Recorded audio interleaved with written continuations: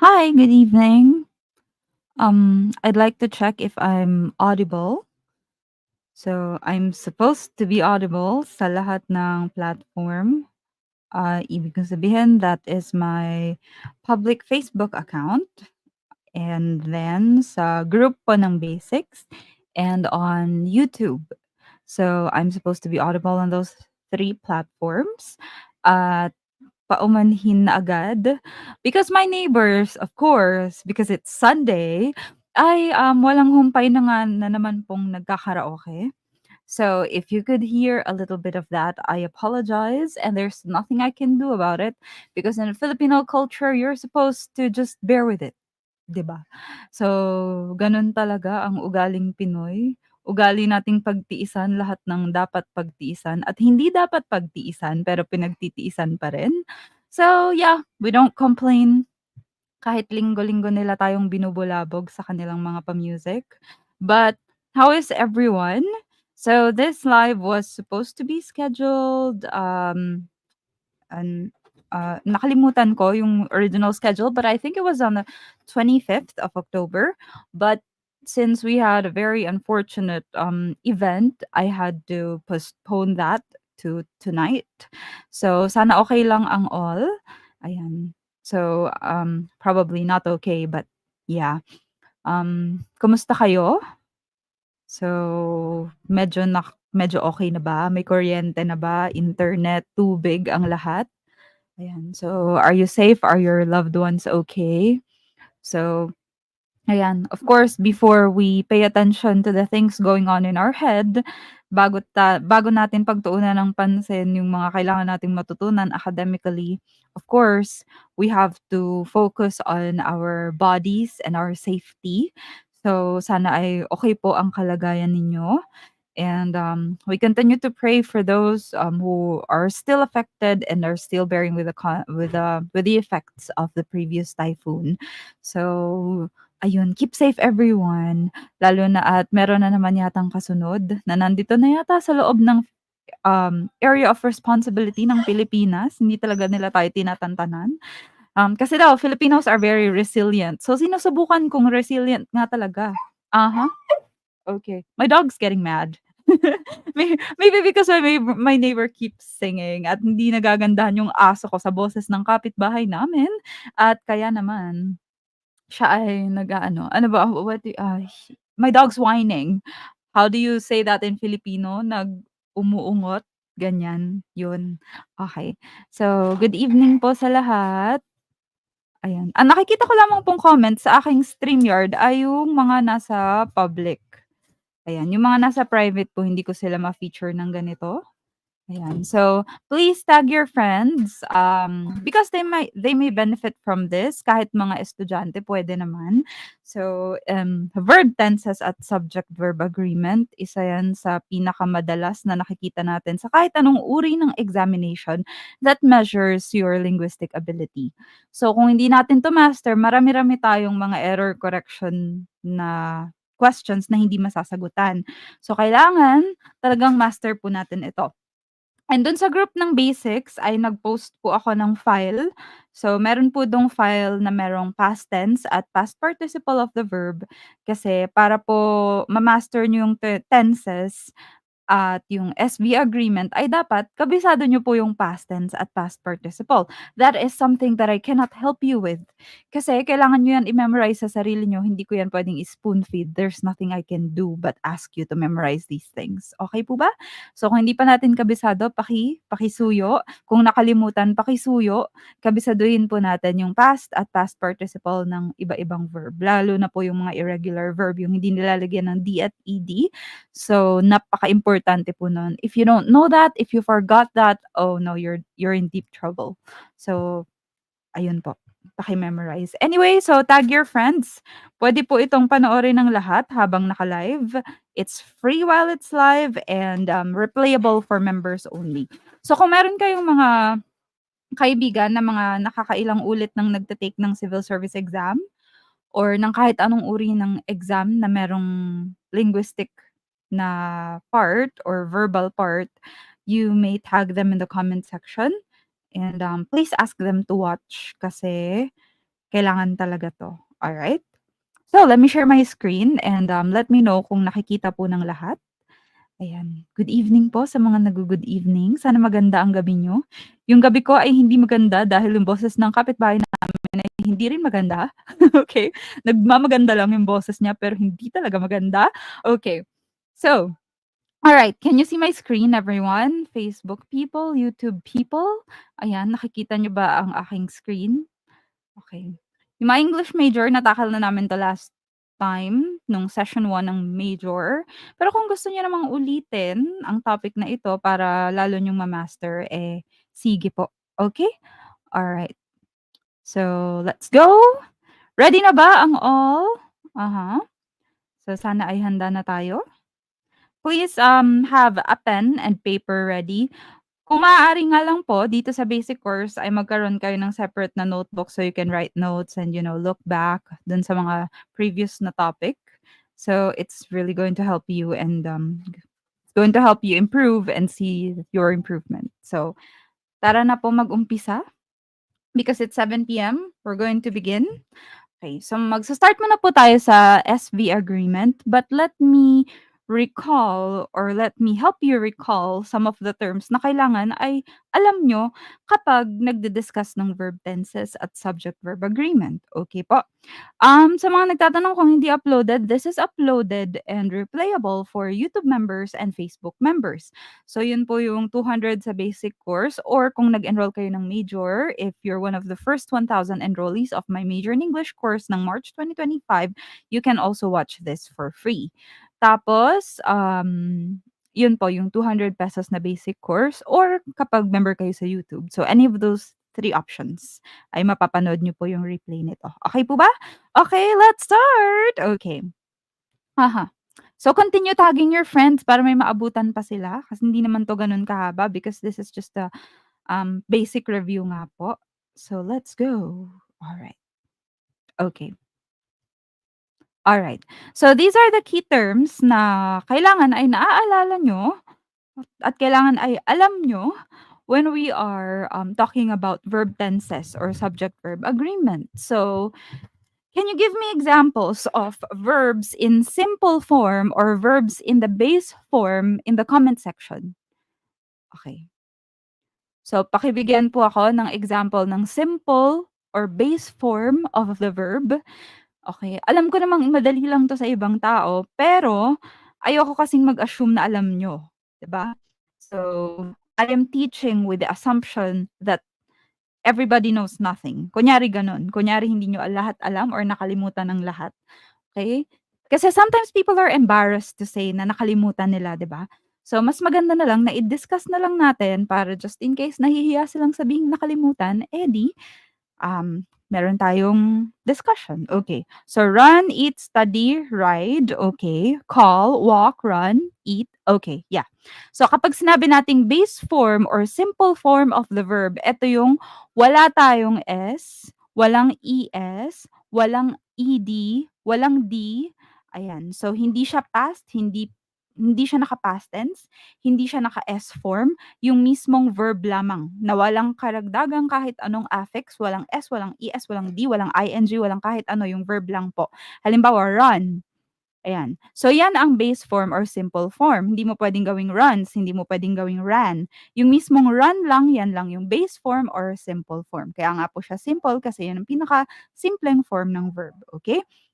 So, can you give me an example of a singular verb? O sige, tig-isa lang kayo. Sige, singular verbs in the chat box, please. Yes, kaka-start lang po. Singular verbs in the chat box, please. Okay. Sige, paki-buys, okay. How about yung iba? Aha. Sige, verb in singular form or singular verb. Okay. Sumagot kayo para ma-practice niyo ang mga bagay-bagay. Mhm. So, walks, buys, talks, okay, drives, things. Okay. So kapag sinabi nating singular verb, ang singular verb ay kabaliktaran ng singular noun. Kung halimbawa ang singular noun mo ay kunyari dog, ayan. Ang singular naman ng verb ay yung may S. Yung singular noun ay walang S, yung singular verb yun yung may S. Halimbawa, the dog eats. 'Pag sinabi nating singular verb, yan yung merong S, okay? Ang ka-partner ng singular noun ay singular verb, okay? Alright, how about plural verb? Plural na verb, okay? Binabalikan natin 'to para sigurado tayong walang nakakalimutan. Plural verb, go. Okay? So, plural verb. So, kung ang singular verb ay merong S, halimbawa, eat, eats. Yan ang singular verb. Ang plural verb natin ay yung walang S, okay? Yung base form ng verb, yun yung ating karaniwan plural verb, okay? So, eat. At kung be verb naman, we have are, ayan, were, ayan. So, sa singular verb, we have is, am, ayan, okay? So, how about past participle? Okay. So, ano naman ang ating past participle? Okay, sige ganito na lang. Bibigyan ko kayo ng base form of the verb and then give me the past participle of the verb. Okay? So, ano ang past participle ng go? Okay. So, past participle ng go? Okay, sagot? Aha, sumagot kayo diyan para hindi kayo ma-bore sa buhay. Go. Aha. That's gone. Okay, gone. Alright. Yung went po yan ay past. 'Pag past participle, gone. Ayan, 'di ba? Had gone, hindi natin sinasabing had went. We say had gone. Okay, so yan yung pinapa-memorize ko sa inyo, yung past tense at past participle. 'Pag sinabi nating past participle, ayan, so ito yung ginagamit natin dun sa mga perfect tenses. Okay? Ayan, so magkaiba po yun. Ang go ay base form, ang went ay past tense, yung past participle, ayan yung gone, okay? So, sige, ano pa? Sing, okay? Past participle ng sing, sing as in kumanta, sing. Okay. So, past participle ng sing, madlang people. Sige, sagot.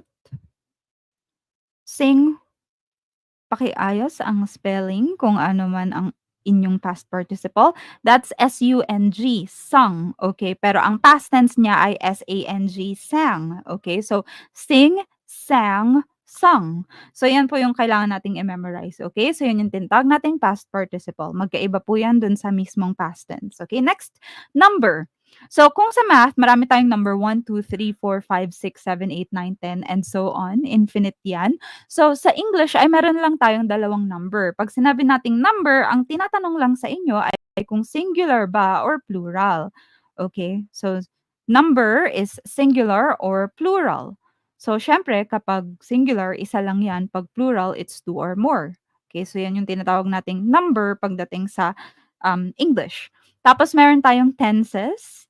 So, 'yan yung pag-aaralan natin ngayon. Tense yung tinatawag nating past tense, future, past, present, future. So, yan po yung ating tenses. At later, meron pang medyo mas komplikado ng konti. And next, we have what we call time expression. So, yung time expression ay nagsasabi kung kailan ginawa yung action. Today, currently, as of the moment. We have last year, tomorrow, next month, and so on. So, ito yung kailan or when the action was done. So, kapag tumitingin tayo sa subject-verb agreement, hindi lang natin basta tinitingnan kung ano yung subject, kung singular ba o plural. Tinitingnan natin yung number 1, yun nga po yung number, kung singular ba o plural ang subject. Pangalawa, tense, okay. So, ano kaya ang gagamitin kong tense? Past, present, or future? Makikita mo yan kapag tiningnan mo yung time expression or kailan ginawa yung action. Okay, so mas, i-discuss pa natin 'to. Okay, so let's have the rules of subject-verb agreement. Okay. So, hindi ko pa nilalagay lahat. Ito yung mga pinaka-basic at karaniwang minamali ng mga tao. sa mga exam na subject-verb agreement rule. So, magdi-discuss pa ako ng mas marami nito kapag nag-discuss ako ng error correction na, questionnaire, okay? So, dito muna tayo sa pinaka-basic na subject-verb agreement. So, rule number 1. Titles of books, movies, songs, etc. are singular. So, kahit pagaano kahaba yan, kahit meron niyang S, kahit meron niyang ES, kahit marami yung pinag-uusapan, basta title yan, isa lang ang count niyan, isang buo. Okay? So, for example, can you give me a song title na merong plural na subject? Ayan. So, song title na plural or marami. Okay, yung marami pakinggan, pero song title siya. So, for example, Guns and Roses. Uy, 'di ba? So, ganyan. So, parang parang marami siya, pero you consider that as one because it's a title, ganyan. Band name ba yun or song name? Anyway, kapag yan ay band name, song name, title ng book, title ng kahit ano, yan ay singular, okay? So, for example, Alice's Adventures in Wonderland. Ayan. 'Pag tiningnan mo siya parang ang dami 'di ba kasi adventures. However, ayan, it's a title of a book. So, title siya ng book 'di ba? So, Alice's Adventures in Wonderland, binibilang natin siya bilang isa lang, that's why we use the verb is. Ayan. So, Alice's Adventures in Wonderland is a good read. Ito yung Fireflies. So, Fireflies is a nice song or Fireflies is a catchy song. Ayan. So, ito yung Flowers ni Miley Cyrus. Ayan. Flowers is a song by Miley Cyrus. Bakit tayo gumagamit ng is kahit yan ay flowers? It's because we are referring to a title. Okay, so basahin yung mabuti yung sentence kung ang nire-refer diyan ay, title 'yan ng kanta, title ng libro, pangalan ng banda, kahit ano na proper noun, ayan, title ng something or name ng something that is singular, isa lang 'yun, okey po? So next, The Penguins of Madagascar, 'di ba? So parang ang dami nila, pero dahil title 'yan ng movie, we use the verb makes na merong S or singular verb because it's a title. So ganyan po, number 1. Basta title 'yan, it's singular, isa lang po 'yan. Okey tayo? So that is rule number 1 on subject-verb agreement. Number 2, so remove prepositional phrases after the subject. Okey tayo. So, last session nung parts of speech ay diniscuss natin kung ano ang prepositions. So, can you give me examples of prepositions in the chat box, please? Sige, kahit ano, preposition, go! Alright. Sige, anong mga preposition na natatandaan ng madlang people? On, okay. So, beneath, before, along, under, etc. With, ayan, so ganyan. So, yan, mga yan ay preposition. So, dapat daw, kapag merong preposition after the subject, tatanggalin natin siya para hindi nakakalito. For example, so alin ang tama kung ifa-follow natin ng rule na yan?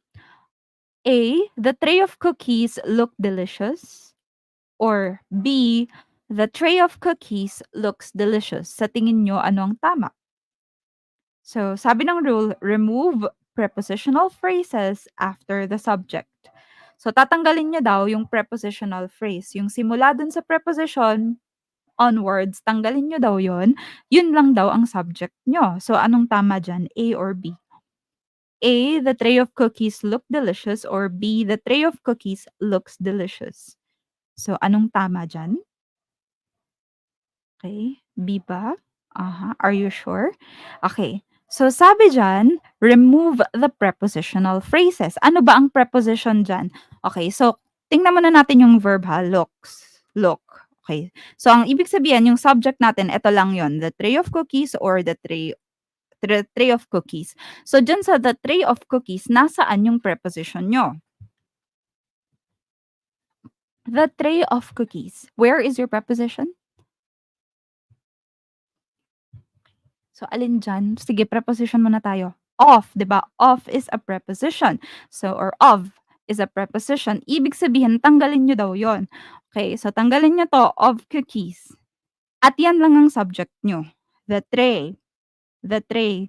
So ano dapat ang tama? The tray look delicious or the tray looks delicious? So the answer is letter B. The tray looks delicious. So kahit ano pang kasunod diyan, the tray of strawberries, blueberries, oranges, apples, etc. Mali lahat 'yon. Okay? So i-kiss nyo lahat 'yon because we are only looking at the subject itself. Okay, so tatanggalin natin yung preposition at anything pagkatapos nun at kung anong matitira yun lang ang ating subject. The tray looks delicious. Okay tayo? Alright, next. Sige, how about this one? The mayor, along with his subordinates, go to the hall every day, or the mayor, along with his subordinates, goes to the hall every day.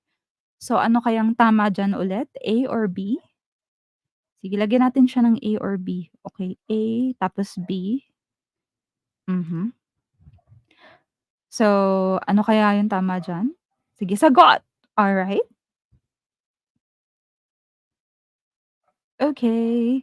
Alright, so ang gagawin daw natin according to rule number 2 ay tanggalin natin yung preposition at yung mga after nung preposition. So, tanggalin natin yung prepositional phrase. Okay, 'di ba ito ang ating verb? So, ibig sabihin dito lang tayo mangingialam sa before nung verb. The mayor along with his subordinates. Tanggalin daw natin yung preposition tsaka yung pagkatapos nun, yung along with his subordinates. Ngayon, eto na lang ang ating subject. The mayor go or the mayor goes. So, ang tamang sagot ay letter B. The mayor goes. Okay? To the hall every day. Okay. Sige, lagyan natin siya ng mark, yung mga tamang sagot para hindi nakakalito. So, ang tama dito, the tray of cookies, kasi tray looks. Alright, the mayor goes. Okay? Alright, so next. The cat in the middle of the dogs eats mice, or the cat in the middle of the dogs eat mice. Okay. Kadiring pusa kumakain ng daga. Ew. Okay. Sige, sagot. Is it A, the cat is it eats or eat?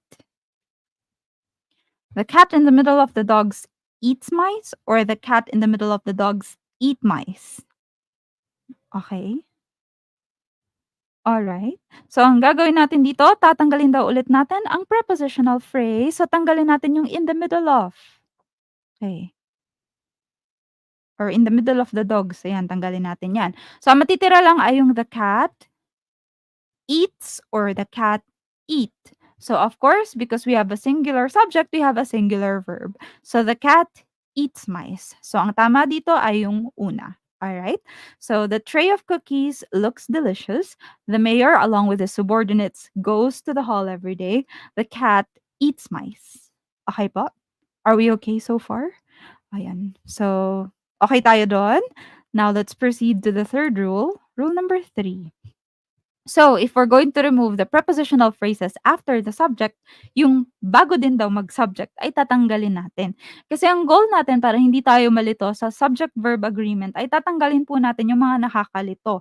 At ang titingnan lang po natin, ano ba talagang subject dito? So, yung mga prepositional phrases, kahit bago mag-subject, tinatanggal din po yan. Okay, let's try. So, while the cats are sleeping, the dog are quiet. While the cats are sleeping, the dog is quiet. Sige. Ano ang tama? Is or are? Okay. Go. Alright. Mhm. Is or are? Okay, wag niyo na akong bigyan ng A or B. Is or are na lang tayo. Is or are? Okay, para malinaw kung nasaan na ba tayong bahagi ng mundo. Okay. Mhm. Mhm. Mhm. Okay. Remove the prepositional phrases before the subject. Okay, una sa lahat, nasaan ba ang preposition natin dito? Yung is dito 'di ba ito ay ating tsaka ito ay verbs. So, ibig sabihin dito lang tayo titingin sa bago. While the cats are sleeping, the dog. While the cats are sleeping, the dog. So, ang ating preposition ay while. So, tanggalin daw natin 'yan. Tanggalin natin 'to. So, ngayon, the dog are quiet or the dog is quiet. Okay? So, answer is letter B. The dog is quiet. Okay? So, this is right. Next. After a series of unfortunate events, the parents remain strong. Or after a series of unfortunate events, the parents remains strong.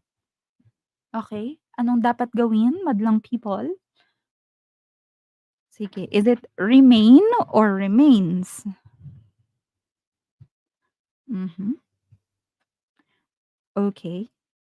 Sige, anong sagot nyo, mga people of the Philippines? Okay, the answer is alright. So, remain. Okay? Kasi tatanggalin natin 'tong after a series of unfortunate events, wala na tayong pakialam diyan. Okay, kasi tanggalin daw natin yung preposition, tsaka yung mga pagkatapos niya. Tas itira daw natin yung subject, the parents. So, the parents remain or the parents remains. Ayan. So, ang answer natin is the parents remain strong. Okay? Next. Number 4, the verb agrees with the subject of the sentence. So, paano ba natin mahahanap yung subject? Ang subject sa English ay nasa bago mag-verb. Okay? Most of the time. So, karaniwan, ang subject ay nasa bago mag-verb. So, dapat ang titingnan natin yung bago mag-verb. So, let's see which is correct. The problem is the cats that the problem is the cats that keep entering our room, or the problem are the cats that keep entering our room. Sige. Huh? Is or are? Okay. So, ano dapat ang sagot dito? Is or are? Sige, sagot. Mhm. Okay. The answer for this one is. Okay. The problem is. Bakit? Kasi hindi natin 'to titingnan. Okay lang 'yan kahit may plural pagkatapos. Ang titingnan nga po natin ay bago mag-verb. Ibig sabihin, ito lang. Huwag niyong pakialaman yang pagkatapos. So, the problem is or the problem are. So, of course, because it's singular, we use is. So, the answer is the first one. The problem is. All right. Next. So, two or more subjects joined by and are considered plural. Okay. So, paano ma-access lahat ng videos? It's either magpapa-YouTube member kayo or magpapa-Facebook member. So, kung gusto niyo maging member ng Facebook, you may send me a message. Okay? All right. So, kapag daw may and, plural daw yon. So, Piang and JM are part of a love team. Kai and Rain inspire the youth because of their friendship. Hindi to choices ha, example yan. Okay, so Fiang and JM, kahit parehas silang parehas silang singular, because merong and yan sa gitna, it is considered plural. Therefore, we use are. So, Kai and Rain, okay, kahit parehas silang singular, because may and sa gitna, it's a plural verb. Okay? But, meron tayong exceptions dito sa rule na ito. Okay. Kahit na meron siyang end, but it's considered one whole thing, it's singular, okay? For example, spaghetti and meatballs. Hindi naman po siya spaghetti, isang platter ng spaghetti, tsaka isang platter ng meatballs. It's spaghetti and meatballs. So, it's one dish. Isang buo siya na magkasama, hindi siya magkahiwalay. Therefore, kahit may end yan sa gitna, this is singular. So, what do you say? Spaghetti and meatballs is or spaghetti and meatballs are? Sige, sagot, madlang people. Spaghetti and meatballs is or spaghetti and meatballs are? Okay. Mhm. Uh-huh.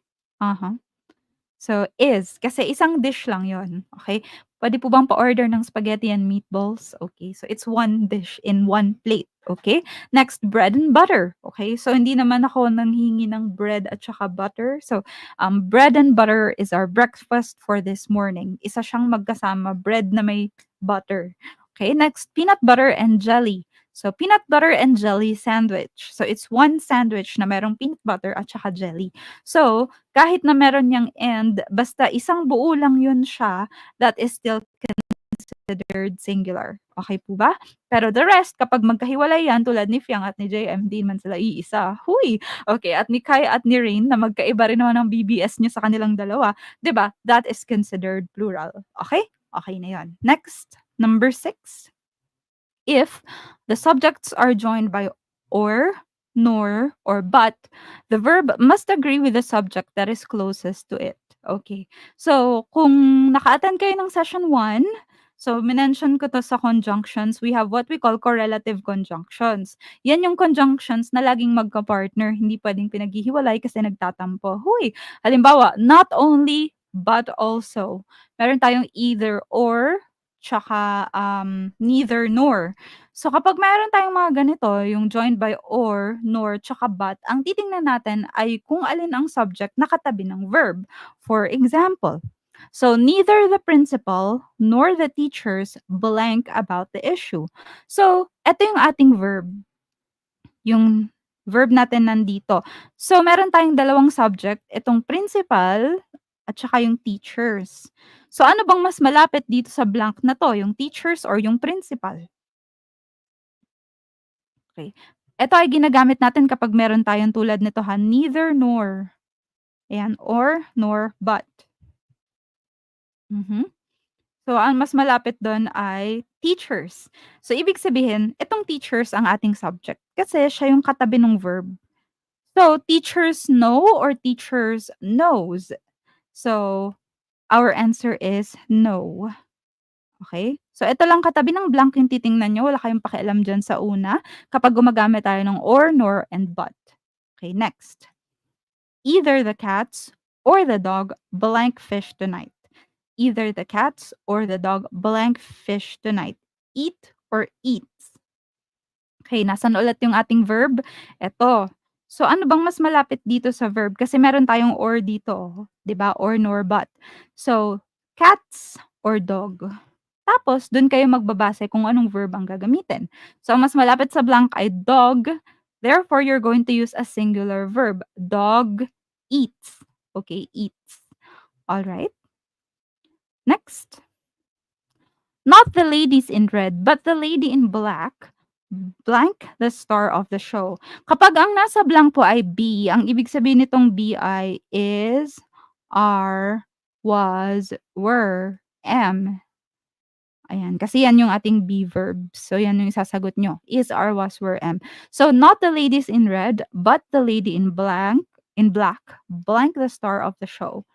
Answer, please. Sige, anong sagot nyo, madlang people? Aha. Our answer is the star of the show. Okay? So, is. Mhm. Bakit? Kasi eto yung blank tapos meron tayong dalawang subject, ladies in red at saka lady in black. Pero ito yung mas malapit dun sa blank or sa verb, kaya ito ang ating subject, lady in black, hindi yung ladies. Wala kayong pakialam diyan kasi meron tayong or, nor, or but. Ito naman sa case na 'to ay merong but. So, ang gagamitin natin ay yung mas malapit dun sa ating verb. The lady in black is the star of the show. Okay? Next, rule number 7. For sentences that start with here is or are, there is or are, look ahead to determine the subject. So, sabi ko kanina, ang subject ay almost palaging nasa bago mag-verb. But, kapag ang sentence ay here is or here are, so tingnan nyo yung after niya. Okay?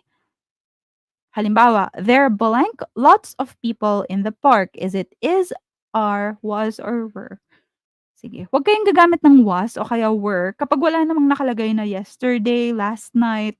So, ang choices nyo lang kapag walang time expression ay is or are. Okay po ba? So, huwag kayong magwa-was, were diyan kung wala namang nakalagay na kahapon pa yun nangyari o nung isang araw. So, kapag walang time expression, i-assume nyo palagi na ngayon yun. Okay? Alright, is or are. So, yung pinakauna, there are lots of people in the park. Bakit? Because dito tayo titingin, lots of people.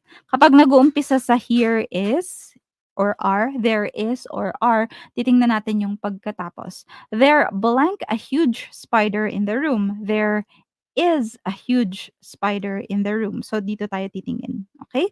So, let's do the next one. Here blank your keys. Here blank your keys. Alright. So, keys. Here are your keys. Okay? Kasi yung keys ay plural. Next, here blank the dictionary I borrowed last week. Okay. Here blank the dictionary I borrowed last week.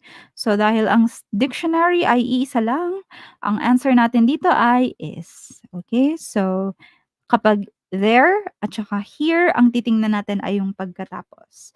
Pero sa ibang klase ng sentence, bago mag-verb. Okay? Next. However, kapag it ang ating subject, kahit pa anong pagkatapos niyan, is pa rin ang kasunod nun. Okay? For example, it is you that I love. You is considered plural, pero dahil it yan, wala kayong ibang ilalagay dyan, kundi is lang. It is. It's always it is. Hindi kayo pwedeng gumamit ng it are kahit na ang kasunod niyan ay plural. Halimbawa, it is the cats. Okay? So, basta kapag it, ang partner niya palagi ay is. It doesn't matter kung anong kasunod niya na salita, basta it is. Okay? So, pwedeng there are, there is, is, here are, pero ang it ay palaging is. Okay na ba tayo? So, next is rule number 8. Indefinite pronouns have different rules on number.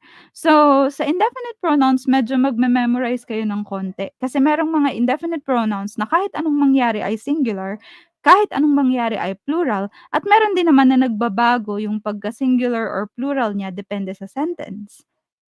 Here is your chart. Ayan. So, binigay ko naman 'to nung session 1, kaya sana ay meron kayong kopya nito. I'm also going to give you a copy of this PowerPoint presentation in the private group. So, pakiusap ay huwag niyong i-send sa kung saan-saan at kung kani-kanino. Ayan. Pero eto 'yon. So, 'pag singular indefinite pronoun, kahit anong mangyari diyan sa sentence mo, palagi yang is, speaks, drives, goes. Kasi nga po, singular indefinite pronoun, hindi yan magbabago, lagi yang singular. Kapag plural naman, of course, laging plural, dito tayo magkakaroon ng changes. Sa all, any, more, most, none, some, and such. So, let's discuss that a little bit later. Okay. Try muna natin. Everyone has or have the right to express blank opinion. Yung hinahanap ko dito sa pangalawang blank ay pronouns. His, her, their, it, them, yang ganyan. Sige, let me see your answers muna. Everyone blank the right to express blank opinion. Okay, sige sagot.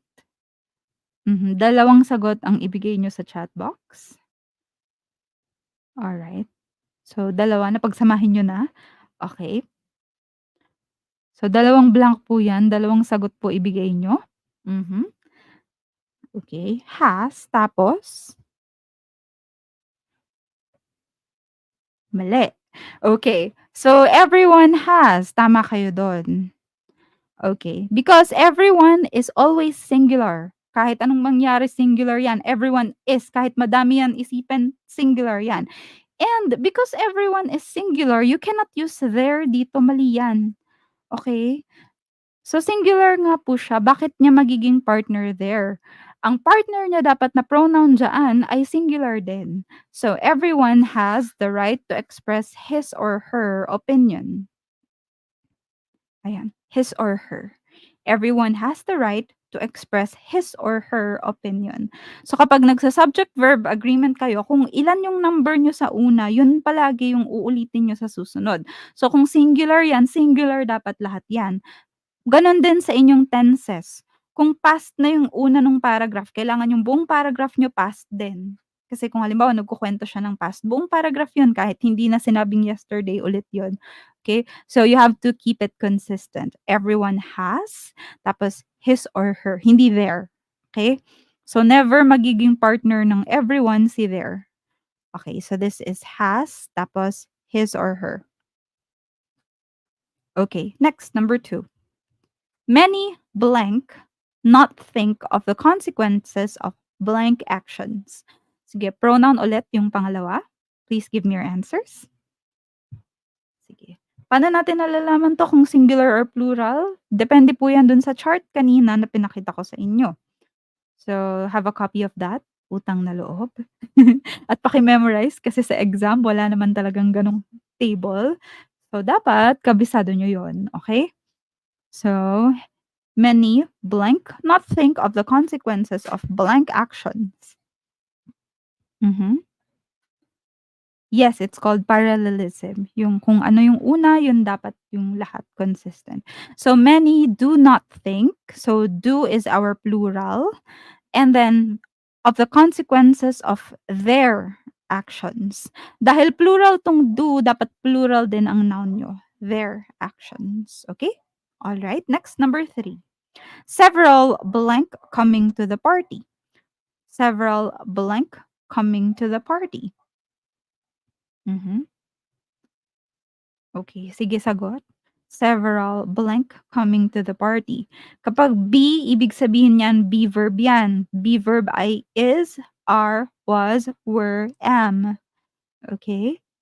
Several blank coming to the party. Sige sagot. Several. Okay, several are coming to the party. Several are coming to the party. Yung several po ay laging plural yan. Okay, itong many lagi rin yung plural. Itong everyone laging singular. Next, number 4. Some blank bad comments about her. Some blank bad comments about her.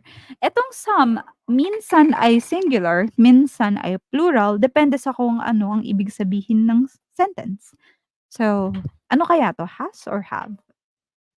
Tingin niyo? Okey, sige.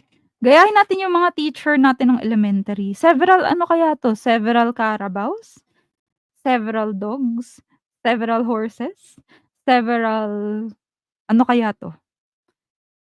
Sino lang ba ang merong karapatang magkaroon ng bad comments? Several ano kaya ang pinag-uusapan dito? Several what? Several as or some ano kaya 'to? Some what? Have bad comments about her. Some Carabaos? Some cats have bad comments about her. Huy! Feeling ko ganyan yung mga pusa ko, jina-judge ako sa isip nila. Okay. Several people or some people have bad comments about her. So kahit hindi natin sabihin, alam natin na ang tinutukoy ng some dito ay people. Kaya naman ang sagot natin ay have. Some have bad comments about her. Automatic 'yon na some people. Okay? So basta yung action dun ay pang-tao, some people agad yung kasunod nun kahit hindi siya nakasulat. So, sa case ng some, depende kung ano yung kasunod niya, yung magiging number niya. So, tulad nito, "Some of this cake, blank mine." O ano 'yan? So, inuulit ko, ang some ay puwedeng maging singular at puwedeng maging plural depende kung anong tinutukoy mo.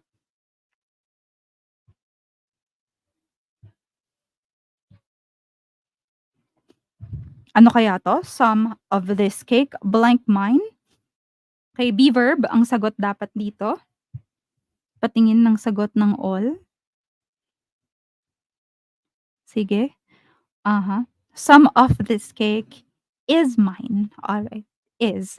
Okay. So, sa case ng some at nung mga iba pang nandito, ibalikan natin, etong all, any, more, most, none, some, such, depende po kung anong kasunod niya yung magiging number. All of this cake is mine. All of these cakes are mine. Okay, so any of the gifts, um are cute. So, any of this document is. So, ganun po siya kasunod. Depende siya sa kung ano yung kasunod niya, yung magiging number niya. Alright? Tulad nito, some people have. Some of this cake is. Ayan. So, ganyan po siya. Next, number 6. All of her followers blank her beauty. Beauty. Beauty? Alright. Admire, admires. Sige, sagot. All of her followers blank her beauty. All of her followers blank her beauty. Okay? So, all of, kung anong kasunod niya, yun yung magiging subject nyo. Because ang kasunod nito ay followers, yung followers ba ay singular or plural? It's plural. So, ang ilalagay nyo dyan ay admire. Okay, 'yan. So, kapag some, all, at saka yung iba pa na nandun sa last column, eto, tingnan niyo kung ano yung kasunod niyan, tapos yun ang magiging number niyo. Pero kapag singular, kahit ano pang kasunod niyan, wala kayong pakialam, singular yon. Etong plural na 'to, kahit ano pang kasunod niyan, plural palagi yan. So, dito lang tayo magkakatalo sa all, any, more, most, none, some, and such. Okay? So, next batch, number 6. Most of this project blank, not done. Okay? Most of this project blank not done. Okay, be verb. Go. All right? Talaga namang enjoy na enjoy yung kapitbahay naming kumanta kahit ng pangit ng boses niya, B. Okay, hindi naman ako usually basher, kaya lang siyempre naririndi na ako. Alright. Sige, most of this project blank. Mhm. Sagot dito ay is. Okay. So, most of this project is. Okay. So, most of what? The project. Project is singular. Is. Okay. All right. So, next. Most blank. Not remember your embarrassing moment. Okay. Isipin nyo na lang kung ano yan. Kapag walang kasunod yung most, ano kaya yan? Most cats? Most dogs, most insects, most cockroaches, most ex-boyfriends. Okay, bahala na kayong maglagay kung ano kaya ang kasunod niyan. Mhm. So, do or does? Okay. Okay. Okay lang 'yan kapag nagkakamali tayo ay natututo tayo. Mas mahirap kapag alam natin ang lahat ng bagay kasi ibig sabihin na nun there's no room for improvement and no room to go forward. So, mas okay yung meron pa tayong kailangang improve kasi ibig sabihin nun may dahilan pa tayo para mabuhay. Okay. Alright? So, most do not remember kasi kahit hindi niya sinabi, it's most people. Most people do not remember your embarrassing moment. So, isipin mo lang kung ano ba yung most na 'to, most what? Most people do not remember your embarrassing moment. Okay? So, it's most people. Pero kapag naka-specify tulad nitong most of this project, singular na nga yan, so singular ang gagamitin. Next, somebody blank here for you. Mhm. So, saan kaya 'to nakalagay? Dun sa always singular, always plural, or singular plural? Okay. So, i-master niyo yung chart na yon ng indefinite pronouns, kung ano ang singular palagi, plural palagi, at singular plural. Kasi mas magiging madaling sumagot ng mga ganitong uri ng tanong. Okay? Number 8 is, somebody is there for you. So, somebody is always singular. Kahit ano pang kasunod niyan, it's singular. Okay? Next. Number 9. Few blank his situation. Few blank his situation. Sige, pakita natin sa inyo kung nasaan yung few ha. Alright. Ayan. So, nasaan ang few? Okay. Tapos, sagot. Few blank his situation. Alright. Mhm. Mhm. Mhm. It's understand. Few understand his situation. Few is always plural. Okay, few understand his situation. All right. Next. All of this blank your fault. Lahat ng 'to ay kasalanan mo. Okay. Kasalanan mo 'to kasi hindi mo ako binigyan ng buo. Huy! Alright. Napaka-drama ng mga tao ngayong henerasyong ito. Okay. All of this blank your fault. Be verb ulit. All of this is your fault. Okay. Bakit? Kasi this ay singular, so is dapat. Okay? Alright. So, sana clear na 'yun. So, magiging malinaw lang 'to kung kabisado natin yung chart. Kapag nandun siya sa pangatlo, dun sa singular or plural, isipin niyo kung anong kasunod niya. Halimbawa, most people, okay, some people. Tapos kapag meron naman siyang kasunod na singular, halimbawa, some of this paper, ayan, is burned. Okay, so ganyan po. Next. Let's have rule number 9. So, some nouns are always plural and some nouns are always singular. So, these are things that you also have to memorize. Ayan. So, laging singular ang mathematics, politics, economics. Karamihan ng may ICS sa dulo, physics, economics, politics, ano pa ba ang may X sa dulo? Karamihan ng ganyan ay singular. Bakit? Kasi isang thought lang siya.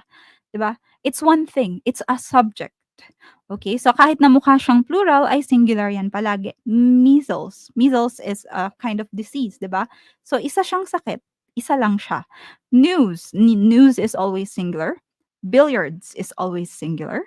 Pero ginagamit natin yung walang S, halimbawa billiard ball, 'yan, to distinguish what kind it is. Halimbawa billiard. Okay. Kapag ginamit mo yung billiard, dapat may kasunod yan. Billiard what? Billiard ball, billiard table, billiard poster, ganyan. Because this one is an adjective. Yung noun na billiard ay laging may S. Okay po? Yung noun na billiard ay laging may S. Pero lagi siyang singular. Okay? Ganyan siya. And then information. You cannot say information are. It's always information is. Okay? So ganun siya. It's always singular. Next, jewelry, money, stationery, poetry. Yan ay laging is. Mathematics is, politics is, economics is, measles is, news is, billiards is, information is, jewelry is, money is, stationery is, poetry is. So kahit anong itsura niyan, singular yan. Okay, next. Meron naman tayong laging plural. Police. Okay. So, ang police ay laging plural. Tulad nga po ng sabi ko sa inyo sa session 1, hindi pwedeng police is. You say police are. Okay? So, vermin, cattle, scissors. My scissors are broken. You cannot say my scissors is broken. Kahit isa lang yan, it's always plural. Kahit isang pair lang yan. Okay? And then next, belongings, clothes, remains. Kahit isang tao lang yung namatay, you will say, her brother's remains are, ayan, her brother's remains are buried, ganyan. So, lagi yung are. Okay? Yung remains ay hindi pwedeng walang S kapag ang ibig mong sabihin ay yung katawan ng namatay, yung corpse, it's always with an S. It's remains. At lagi yung plural. Okay po? So, these are things that you have to keep in mind para kapag nakita nyo sa sentence, alam nyo, plural to, singular to. Okay? Next one. So, let's practice our subject-verb agreement. Okay, sige, sagot lang sa chat box para ma-practice natin ang ating mga schema or prior knowledge. Okay, number 1, go. A few pieces of tomatoes and an orange, blank, good for your vitamin C needs. A few pieces of tomatoes and an orange, blank, good for your vitamin C needs. Sagot. Okay? Alright. Sigurado ba kayo dyan sa ginagawa nyo sa buhay? This is are. A few pieces of tomatoes and an orange are. Bakit? Because and. Lahat ng connected ng and at magkakaibang bagay yan, it's plural. Kailan lang tayo gumagamit ng kung anong mas malapit sa blank? Kapag meron tayong but, nor, or. Okay, eto lang yung ginagamitan natin ng kung anong mas malapit sa blank. Pero pag and, it's plural. Okay? Next. So, the cat, along with her kittens, blank on the balcony every night. The cat, along with her kittens, blank on the balcony every night. Sige, sagot? Aha. Yan. So, sa mga nakakalimot, pwede nyong i-replay ang video na to if you are a member of my Facebook or YouTube group. Sige. Aha. Sige, sagot? Alright.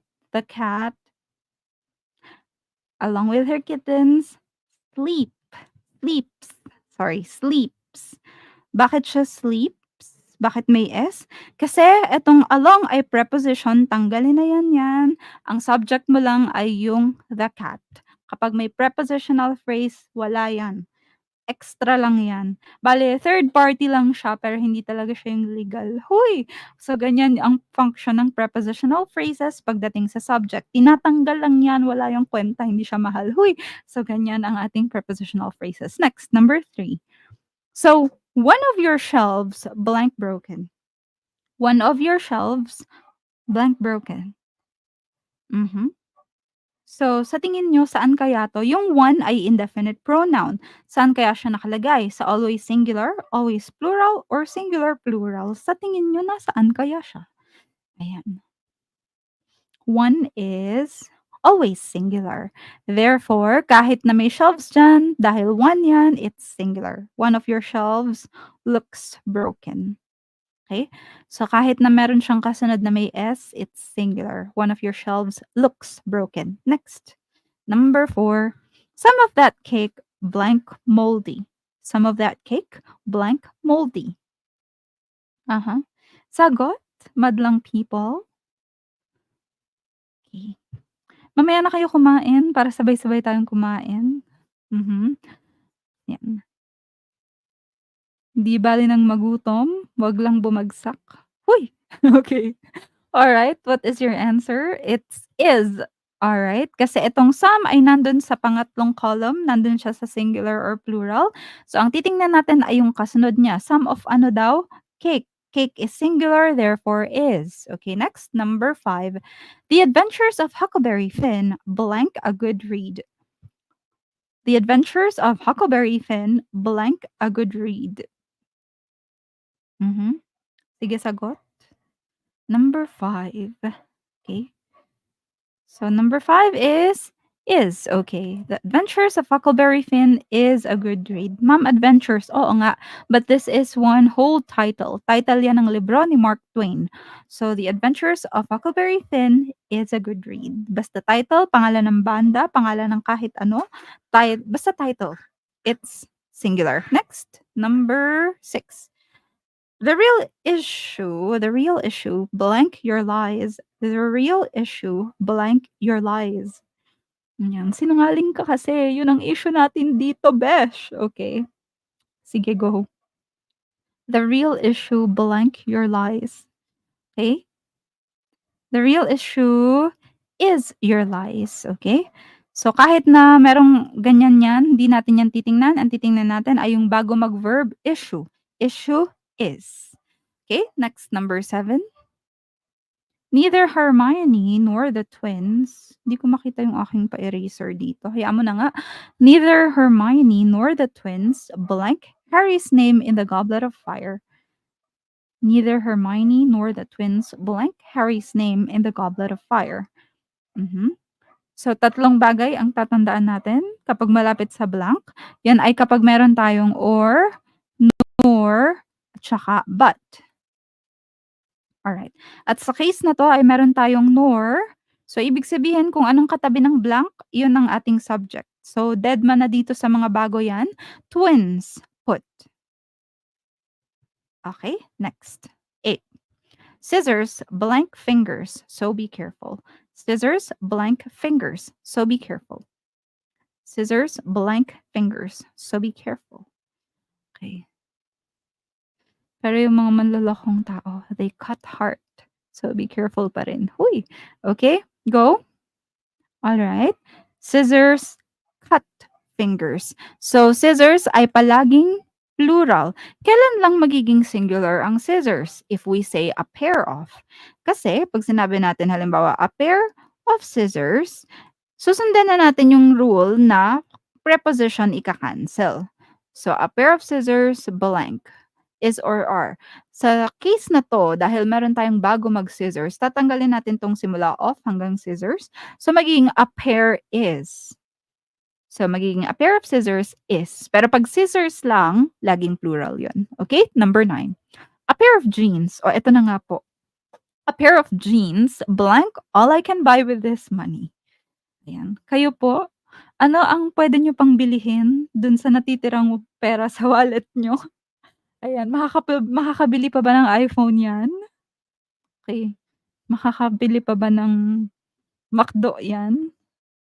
O dahil 27 ay petsa de peligro, makakabili na lang po siya ng candy. Ayan. Alright. So, what can you buy with the remaining money in your wallet? Okay? So, this is, okay. Kasi sa case na 'to, meron tayong of, jeans, tanggalin natin 'yan, a pair is. Okay, so gano'n lang siya. Next, 10. The police officer, blank every vehicle that passes here. Huy, ice candy na lang. Okey lang 'yan. Malapit na ang sweldo. Okey, kapit lang. Mhm. Soon ay makakapag-deserve ko 'to na ulit ang lahat, alright? Sige, the police officer blank, check or checks? Sagot, the police officer check or checks? Mhm. The police officer what? Okay, it's checks. The police officer checks. Ayan. Kasi ang pinag-uusapan natin dito, police officer, buo 'yan. Pero kapag walang officer, the police lang, kung police lang, that is check. 'Yan. Pero ginawa kasi natin siyang singular by putting officer. Halimbawa, the policeman checks. The police check. Okay? So 'pag police lang, plural 'yun. Pero 'pag police officer, policeman, policewoman, 'yun ay singular. Next. So, let's try to identify errors. So, sabihin niyo lang kung ano ang mali sa sentence. 'Pag walang mali sa sentence, you write no error. Okay. So, i-type niyo lang kung ano ang mali. 'Pag walang mali, write no error or type no error. Sige, anong mali diyan? Kung sa tingin niyo may mali, type the error. Kung sa tingin niyo walang mali, type no error. Okay, peanut butter and jelly is my favorite. Mhm. Okay. So, this is no error. Wala pong mali diyan. Okay, no error. Bakit? Kasi peanut butter and jelly kahit may end 'yan, this is a kind of sandwich. So, isang buo lang 'yan, may peanut butter siya tsaka may jelly sa ibabaw, pero isang sandwich lang 'yun. That is singular, okay? Next, number 2. Mathematics is my favorite subject. Mathematics is my favorite subject. So, type nyo kung anong mali. 'Pag walang mali, no error. Mathematics is my favorite subject. Ma'am, mali po yung mathematics kasi dapat po tinatanggal yun sa buhay ng tao. Huy! Okay. Alright, isa siyang pagkakamali. Alright. The answer is no error. Okay, so mathematics is one subject. It's always singular. Okay, tama yan. Next, number 3. The Philippine government have 3 branches. The Philippine government have 3 branches. Mhm. So the Philippine government have 3 branches, the executive, legislative, at judiciary. Huy, may alam ako sa saksay. Mhm. So yun, Ma'am Donna, sana proud ka sa akin, Ma'am Robbie. Kasi alam ko yung 3 branches. Huy! Okay. So this one, have. Mali po yung have. Okay. So government is singular. That is has. The Philippine government has 3 branches. Okay. Next. Some believes in empty promises. Some believes in empty promises. Okay. So, kung may mali, i-type nyo yung mali. Pag walang mali, you type no error. Okay? Some believes in empty promises. Mhm. Okay. Sa tingin nyo na nasan kaya siya dun sa chart? Dun sa always singular, always plural, or singular plural? Mhm. Ang some po, puwedeng singular, puwedeng plural, depende sa kung ano ang pinag-uusapan natin. And in this case, some ano kaya 'to? Some what? It's some people, 'di ba? Some people, kahit walang nakalagay na people diyan, it's understood na people ang pinag-uusapan natin. Some people believe in empty promises. Mali 'yan, dapat po ay believe. Okay, inuulit ko, kapag some, tingnan niyo kung anong kasunod. Kapag walang kasunod yung some, malamang people yon. Okay? Alright, next. Number 5, the news are heard by everyone in the barangay. The news are heard by everyone in the barangay. Sige. Kapag may mali, i-type niyo yung mali. Kapag walang mali, no error. Okay? Go. The news are heard by everyone in the barangay. Sige, sagot. Okay. Mhm. So, mali natin ay are because news is always singular. The news is heard by everyone in the barangay. The news is heard by everyone in the barangay. Kapag po merong mga verbal exams, marami pong ganito. Kahit nung nag-take ako ng civil service exam nung 2 months ago, madami pong error identification. So, para siyang 1, 2, 3, 4, 5, limang choices, tapos lahat yun sentence, tapos titingnan mo kung alin dun yung tama or alin dun yung may mali. So, you have to know all the rules and master the rules para makita niyo kung alin dun yung may mali o walang mali. So, lumalabas 'to sa board exam ng teachers sa General Education English, minsan sa major meron din. Meron din ito sa Civil Service Examination. So, you have to master error identification. Next. Let us go on to verb tenses. So, meron tayong 12 na verb tenses. Mhm, 12, ang dami. At karamihan ay nalilito dito lalo na kapag halo-halo na sila. So, isa-isahin natin and let's see kung kailan ba tayo a-answer ng merong had, kailan ba tayo sasagot ng may ing, kailan ba tayo sasagot ng simple lang.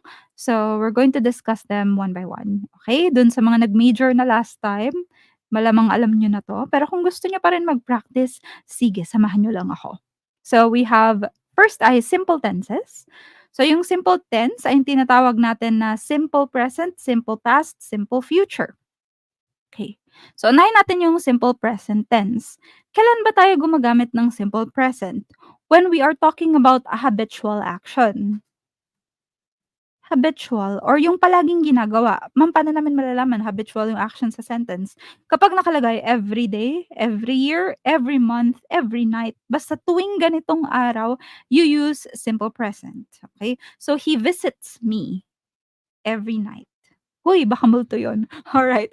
So, we go to the parlor every month. Ganyan. And then, we also use simple present for scientific facts. Ayan. Or general truths. Ayan. So, halimbawa, um, okay. Or basta truth. Halimbawa, Titanic is a ship. Hindi mo sasabihin Titanic was a ship kahit nawala na yun, but if we think about it, realidad ng buhay, it is a ship. So we use simple present, okay? So halimbawa, 1 plus 1 is 2. 1 plus 1 equals 2. Ginagamitan siya ng simple present kasi it's true. Totoo po siya. Okay? So ganon. And then we use simple past. Kapag binigyan kayo ng time expression, ang hahanapin nyo lagi dito ay yung time. Kapag binigyan kayo ng yesterday, last month, last night, hindi yun tuloy-tuloy ha, hindi yung halimbawa ganito, mahabang action, dapat isang time lang in the past. Halimbawa, last night lang, hindi pa ulit-ulit, last night lang, last year lang, ganyan. Diyan lang kayo gagamit ng simple past. Mamaya ko na i-discuss yung paulit-ulit or yung nag-start kagabi tapos tumuloy-tuloy, ganyan. Dapat kapag simple past, isang moment lang in the past. Okay? Yun yung simple past. So, you use was, were, read, caught, etc. Simple past tense. So, future naman, kapag it's one time in the future, tomorrow, next year, next month. So, dapat ay specific time in the future. Okay. So, hindi pwedeng tuloy-tuloy in the future ha. Kailangan one time lang in the future. I will go with you tomorrow. Okay? So, I will pass the exam on March. So, ganun siya. So, on March 2, for example, ganyan. So, hindi pwedeng tuloy-tuloy. Kasi pag tuloy-tuloy, iba na yon. Hindi na yon simple future. So, simple past, isang moment in the past. Simple future, isang moment in the future. Simple present, yung palaging ginagawa o kaya naman general fact. So, yan tayo gumagamit ng simple tenses. So, practice. The dogs in the park blank huskies. Sagot. Sige, dapat ay be verb ang sagot nyo dito. The dogs in the park blank huskies. Okay? The dogs in the park are huskies. Okay? So, wag kayong gagamit ng were o kaya kahit anong past kasi wala namang nakalagay na past yan. So, kapag walang nakalagay, present yan. Ganun lang yun. Alright? And then, if you would notice, yung huskies dito ay small h. Dagdag ko lang. Ang dog breeds ay hindi naka-capital letter. Ha? Halimbawa, yung terrier, chow chow, lahat yan naka-small letter. Kailan lang tayo nagka-capital letter? For example, Siberian. Because Siberia is a name of a place. So, Siberian Huskies. ganyan. Pero kung yung mismong dog breed lang, yan ay small letter lang po. Okay, anyway, so yun ay alright. R, huskies. Bakit? Because it's a truth. Next. Last night, Donna blanked the alarm for 7 a.m. Okay? Halimbawa ay magse-set kayo ng oras ng alarm clock, ang ginagamit po dun na preposition ay for. I set the alarm for 7 AM, I set the alarm for 10 AM, gano'n po siya. Para sa 7:00, para sa 10:00, gano'n. So you use for. For po ang ginagamit na preposition. Last night, Donna set. Okay. So simple past, pero ang past tense ng set ay set din. Okay, next. Robbie blank to Japan soon. Robbie blank to Japan soon. Okay. Sige, go. Robbie blank to Japan soon. Okay, that is will go. All right. Robbie will go to Japan soon. Okay, kasi soon ay future. Next. Police blank random inspection of the area every once in a while. Police blank random inspection of the area every once in a while. Okay. Ma'am, kailan ginagamit yung shall? Tsaka na natin i-discuss yung modal verbs, yung mga will, shall, can, must next time. So, sa ibang topic ko na yun sasabihin. Basta kapag future will or shall plus base form. Okay? Police conduct. Okay. Alright. Bakit siya simple present? Kasi every once in a while, laging ginagawa 'to. Pero bakit walang S? Because police is plural. Okay, so kapag tenses, hindi lang basta yung time ang titingnan niyo rin yung subject, kung singular ba or plural because it's very important. So police is plural, conduct. Next. Joyce blank that book last semester. Joyce blank that book last semester. Okay, sagot? Mhm. Joyce blank that book last semester. So, specific time in the past. Simple past. So, ganun din ang spelling. Pero ang basa natin ay read. So, kapag past tense, ang basa sa kanya ay read. Pero ganun pa rin ang spelling. Okay? So, next. Progressive tenses. So, tinatawag natin siyang progressive kapag may action na tuloy-tuloy. So, tuloy-tuloy ngayon, tuloy-tuloy in the past, or tuloy-tuloy in the future. So, yun tayo gumagamit ng may ing. So, kaya ko sinabi sa inyo na huwag kayong gagamit ng simple past, simple present, at simple future kapag may tuloy-tuloy na action is because, progressive ang ginagamit do'n, hindi simple. Okay? So, halimbawa nag-umpisa kahapon, eh, tuloy-tuloy pa rin hanggang ngayon. It's progressive, hindi po siya, simple past. Okay? So, action that continues to happen. Let's have examples. Okay, so first is present continuous. Importante po sa present continuous ay kapag ginagawa mo yan ngayon mismo, now. So, kapag yan ay paulit-ulit na action, halimbawa every year, hindi kayo gagamit ng is going or is reading. Yun ay simple present kasi it's habitual. Pero present continuous po, yung may ing, halimbawa is going, kasi ang pattern daw natin ay is or are plus ing, is going, are going. Yan ay gagamitin nyo kapag ngayon mismo. Halimbawa, I am teaching you right now. Alright? Pero tama ba sabihin, I am teaching grade 5 students kung hindi ka naman nagtuturo ngayon mismo? Okay, halimbawa tinuturuan mo sila ngayong quarter or estudyante mo sila ngayong school year, pero hindi ka naman nagtuturo ngayon habang sinasabi mo yon. Pwede mo bang sabihin na, "I am teaching"? No, you say, "I teach." I teach grade 5 students. Bakit I teach? Because it's a truth. You can't say, "I am teaching grade 5 students" kasi hindi mo ginagawa ngayon mismo. So, gagamit ka lang ng is, are, ing kapag ngayon mismo, nangyayari ngayon. Okay? So, for example, the kittens are purring as we speak. Habang nag-uusap tayo, they are purring. So, it's happening right now, ngayon mismo. Yan lang tayo gagamit ng ing. Next, past continuous, was and were plus ing form of the verb. Ongoing in the past, pero naudlot. Mhm. Hindi siya katulad ng simple past. Yung simple past kasi nangyari lang in the past, one time lang yon. Pero gumagamit tayo ng past continuous kung matagal siyang nangyari tapos tumigil, okay? For example, I was reminiscing memories. Medyo ilang minuto akong nag-iisip ng aking mga nakaraan, ng mga regrets ko sa buhay, ayan. So, it happened for some time. It continued to happen. Tapos biglang naudlot because you called my attention. Ayan.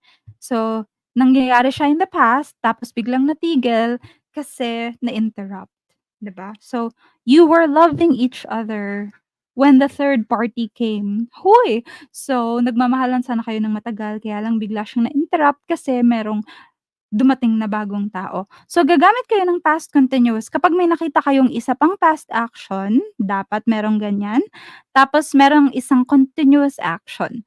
So, ito ay isang bagay na patuloy na nangyayari tapos isang past. Okay, so dun lang kayo gagamit ng was, were, ing. Next, future continuous.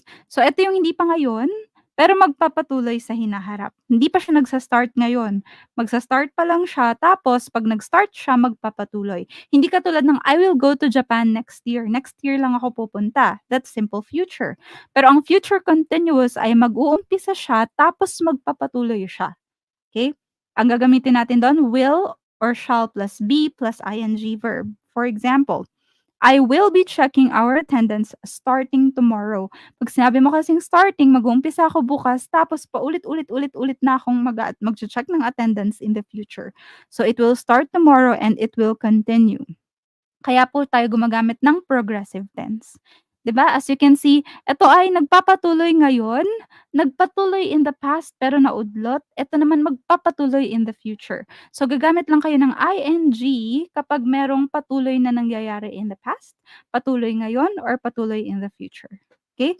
So, she will be checking our attendance starting tomorrow. So, try natin progressive tense. Sagot? Hmm.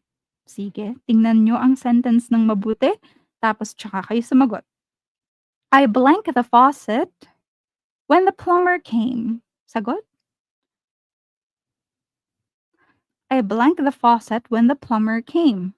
So, inaayos ko sana siya for a while, tapos bigla siyang natigil kasi dumating na yung tubero.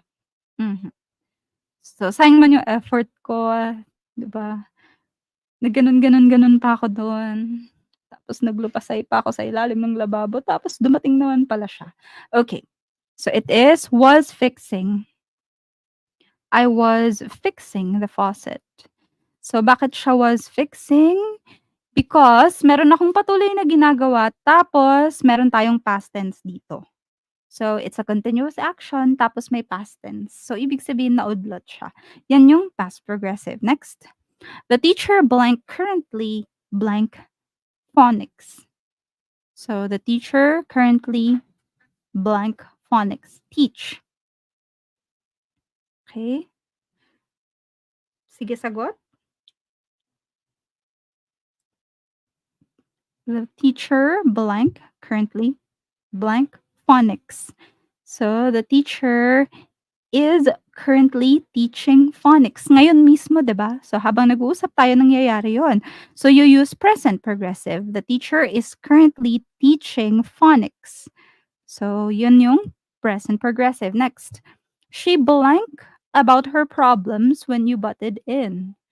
So, patuloy sana siyang nagkukuwento nung tungkol sa mga problema niya, kaya lang adib-adib ka, bigla ka na lang sumingit. So, natigil, naudlot ang kanyang kuwento. So, what do you use? Mhm. You use past progressive. So, was, bakit was? Kasi past 'to. Tapos, sharing, bakit sharing? Kasi patuloy akong nagkukuwento kaya lang na-interrupt. Kasi nga adib-adib yung isa diyan, biglang nagkuwento, "Ay ako nga rin, eh, ganito, eh. Ay ako nga yung problema ko ganito." Huy! Okay. So yun, hindi ka na makapag-share kasi merong gustong mag-share na mas magaling siya. Sana all. Okay, next. Right now, they blank about their exes. Yan. May friend ba kayong gano'n, nagkukuwento sana kayo kaya lang nauudlot because nagkukuwento sila ng mas nakakabilib nilang istorya. Mhm. Di ikaw na. Alright. So, right now, they blank about their exes, okay?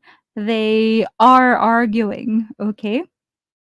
So, they are arguing about their exes. So, bakit present progressive? Kasi ngayon mismo, right now, okay? So, next, I pick you up from work starting Tuesday. Ayan. So, simula sa Tuesday at paulit-ulit-ulit na kitang susunduin pagkatapos nun. Okay? Pagsisilbahan kita, o aking prinsesa. Sana all. Okay. 'Di ba? Sana all may taga-sundo samantalang kayo lumusong kayo sa baha at wala man lang nag-text sa inyo, "Hoy, kamusta ka na?" Walang may pake kasi wala kang jowa. Huy! Okay, alright. So, I will be picking you up. Will be kasi hindi pa nag-uumpisa ngayon, it's future. Okay. And then patuloy, 'di ba? Kasi starting Tuesday tapos magpapatuloy, I will be picking you up. Okay. I will be picking you up. So, yan po yung ating progressive tenses. Inuulit ko, present progressive, nangyayari ngayon mismo. Past progressive, matagal siyang nangyari in the past tapos biglang natigil kasi merong nanggulo. Future progressive, simula bukas at patuloy-tuloy pa hanggang sa magpakailanman. Yun, okay? Yun yung progressive tenses. Huwag gagamit ng progressive tense kapag wala namang tuloy-tuloy na action na nangyari. Kapag hindi tuloy-tuloy, isang moment lang kahapon, isang moment ngayon, o isang moment bukas, yun ay simple present. Okay? Next. We have perfect tenses. Ayan. So, ito yung friend mong palaging perfect. Huy! So, bakit ba siya tinatawag na perfect tenses? Ang perfect tenses ay galing sa Latin word na perfectum, perfectum in Latin, which means completed or perfected. So, gumagamit tayo ng perfect tenses kapag merong isang action na natapos. There's something that was finished or was completed. Okay? So, kung ang progressive tense, something happens continuously, patuloy. Sa perfect tenses naman, may action na natapos. Okay? So, let's clarify that. Present perfect. Okay. So, merong action na nangyari sa nakaraan at totoo pa rin yun hanggang ngayon. 'Di ba? So, he he has been my ex. Ganyan. He has been my ex. So, ibig sabihin nun, naging ex mo siya ngayon, hanggang ngayon totoo pa ring ex mo siya kasi hindi mo na siya binalikan. So, it's a thing in the past but it's still true hanggang ngayon. Okay? So, this is something that you cannot undo. Ganyan. Yun yung present perfect. For example, I have seen everything about you. Nakita ko na lahat. Ayan. So, bakit sinasabing I have seen? Nakita ko siya in the past and until now, totoo pa rin siya, nasa utak ko pa rin siya, hindi ko siya mabura, hindi ko siya ma-unsee, hindi ko siya ma-undo. Yan yung present perfect tense. So, nakita ko na lahat ng meron sa'yo, tapos hanggang ngayon, alam ko pa din yun. So, it began in the past and it's still true. Okay, I have seen everything about you. Ibig sabihin dati pa narinig ko na 'yan ta's hanggang ngayon hindi ko naman naririnig pero alam ko pa rin. 'Yan yung present perfect. Okay, next is past perfect. Ang tatandaan natin sa past perfect ay may dalawang past action. May nangyaring isang past action tapos bago natapos 'yun, natapos mo na yung isa pa. Okay. My mom had watered the plants when the rain poured. Merong isang past action, the rain poured. Pero bago pa natapos ng ulan yung action na 'to, my mother had watered the plants. So natapos niya na ito bago pa matapos yung isa pa. Okay? So sa past perfect merong dalawang tapos na action. The rain poured, pero bago pa yun matapos ni rain, natapos na ni mother yung sa plants. Okay? So past perfect, dalawang past action. Okay? All right. Sorry. Hold on. So next is future perfect. It's completed before some point in the future. Okay. So let's see. By the time you realize how much you love him, he will have forgotten you. So it's also a completed action. He will have nakalimutan ka na niya. Pero hindi pa ngayon. Matatapos niya pa lang yan in the future by the time you realize. Okay. So bago dumating tong time na to, merong isang past action. 'Di ba? If you can imagine, halimbawa, ito yung time. Okay, yan. Eto yung present, ngayon 'to. Eto yung future, okey? Sa ngayon hindi ka pa niya nakakalimutan, okey? So, hindi pa siya present, hindi pa siya nangyayari ngayon. Makakalimutan ka pa lang niya, okey? So, yung time na 'to, eto yung time na mare-realize mo na mahal mo pala siya. Ayan, so eto yung time in the future. At bago pa dumating yung time na yan, somewhere along the way, makakalimutan ka na niya. Yan yung future perfect. You are, foreseeing a time in the future, etong time na 'to dadating 'tong time na 'to, eh. Pero bago pa dumating yung time na yun, eto matatapos 'tong action na 'to, okey? So, it's like bago mag-deadline dapat tapos na 'to, and yung deadline ay yung time na ma-realize mo na mahal mo pala siya, iyon yung deadline mo. At bago pa yung deadline na yun, dadating yung time na makakalimutan ka na niya. Yan yung future perfect. So, subukan natin siya sa exercises. Number 1, yan. I blank all of her videos. So, tingnan natin anong sagot niyo dito. Watch. I blank all of her videos. Perfect tenses. Okay. Sana nagkakaintindihan tayo dito sa perfect tenses. I have watched all of her videos, okay? Bakit siya have watched? This is present perfect. At kailan tayo gumagamit ng present perfect? Nangyari na 'to, napanood ko na 'to, pero hanggang ngayon, hindi ko siya mabura sa isipan ko. Hanggang ngayon, alam kong napanood pa rin siya. It's still true hanggang ngayon, 'di ba? So, hindi siya katulad nung ano, for example, I visited my grandmother yesterday. So, wala lang, pinuntahan ko siya kahapon tapos tapos na yun. Pero kapag napanood mo na yung movie na yan, halimbawa, I have watched all of her videos, hindi na yun mabubura sa isip mo. It's still true until now, 'di ba? So, ganyan yung present perfect. Next, the girl blank her breakfast when the guy invited her out. Ayan. So, in-invite naman daw siya, nakapag-invite yung guy. The guy invited her out. Pero bago pa siya inimbita tapos na po siyang mag-breakfast. So, what do you use? The girl blank have her breakfast when the guy invited her out. Okay. Ang gamit natin dito ay have, have na verb. Have as in nagkaroon na, nagawa na. Okay. The answer is had. Okay. The girl had. Okay. Because ano bang past participle ng have? Ang past participle ng have ay had. Eh, ang pattern natin, had daw plus past participle nito. Okay, so the girl had had her breakfast. Okay, so that's when you use had. Okay, so it's when your verb is the act of having, pero past participle, plus yung had na kasama sa pattern. 'Di ba? Had plus past participle. Eh, yung past participle ng have ay had. So, had plus had. The girl had had her breakfast when the guy invited her out. Okay? So, yung had na 'to is yung had na pattern, tapos yung isa pa nun is yung have na state of having something. So, yan po ginagamit yung had. Okay? Alright. Yes, puwedeng may had sa sentence. Next, by the time they get there, we blank home. Wala pa tayo sa bahay. Okay.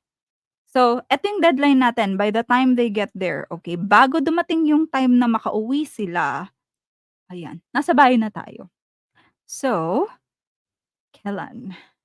Okay. What is your answer? By the time they get there, ayan. Mhm. Okay. Sige, go. By the time they get there, chuchuru chu, we blank home. Okay. Kung napapansin niyo, hindi ito time in the past. Okay? So, ito ay time in the future. So, we blank home. Alright? Okay. So, by the time they get there, we will have gone home. We will have